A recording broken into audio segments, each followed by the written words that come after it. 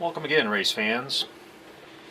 Today we're going to have the second installment for Auto World Super 3, how to make a silk purse out of a sow's ear.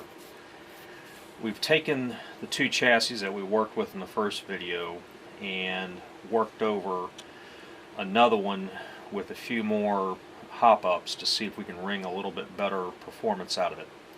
The first car, if you remember, we put O-ring front end set on it. We put a set of super tires on the back axle. I believe this particular car we replaced the pinion gear to make it a little bit better. Tweaked up the shoes, put a 3.5 ohm armature in it, and I think that was about it.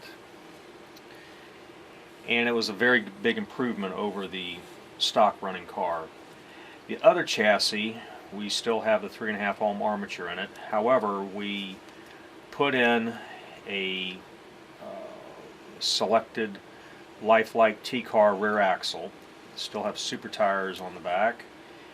O-ring fronts.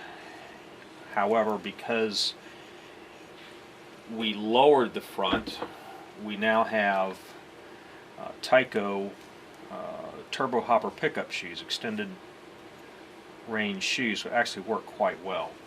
The first car had, to make everything work, we had an O-ring diameter of 0.42 on the front and a rear diameter finish size of about 0.47.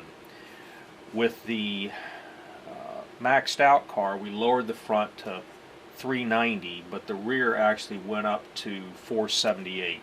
This particular car here, if with the 470 rears, if you lowered the front down, because the car rides a little bit nose up, if you lowered it all the way down, the back end would hit.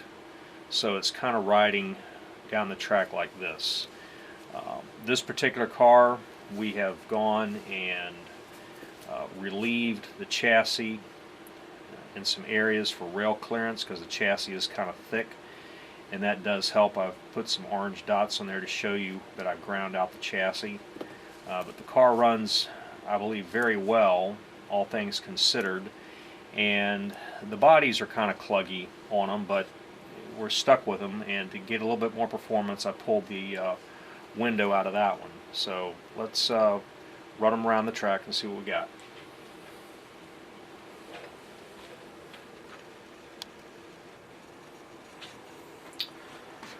Alright, we'll start off with the first car, which is the base unit with a few mild hop-ups.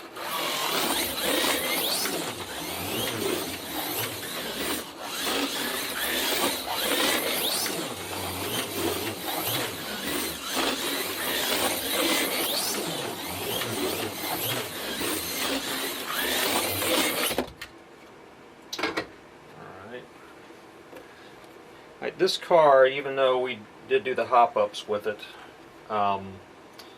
because it's set up still some on the track, it seems like it doesn't flow as well, which brought me to try to make the changes on the car to get the thing to flow a little bit better. So we'll try our number 2 car.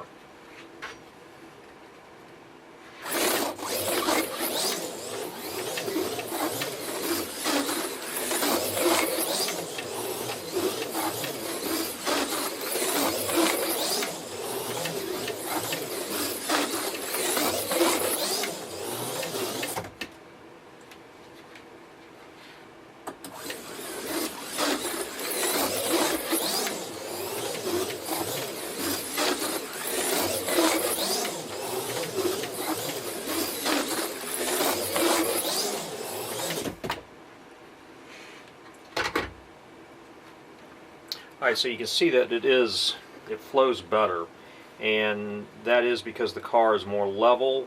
I believe the pickups are better on it. I noticed that right away when I replaced the standard Auto World pickups with long travel Tyco turbo hopper shoes. There was some things I had to do with the shoes to make them work. I had to thin the shoes out on the inside so that they would fit in. You just get a grinding wheel on a Dremel and then narrow that hook that goes up into the car. There's a little bit of fitting required, but and then I think the guide pin, I had to shave just a little bit off the guide pin.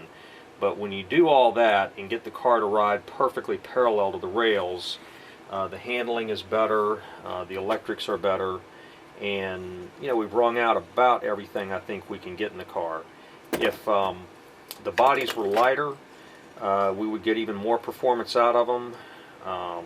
So perhaps we can find something that will work a little bit better. I haven't tried it on the Indy body, but I would imagine that if we applied all these hop-ups to the Indy cars, that would be a very substantial increase in performance in those.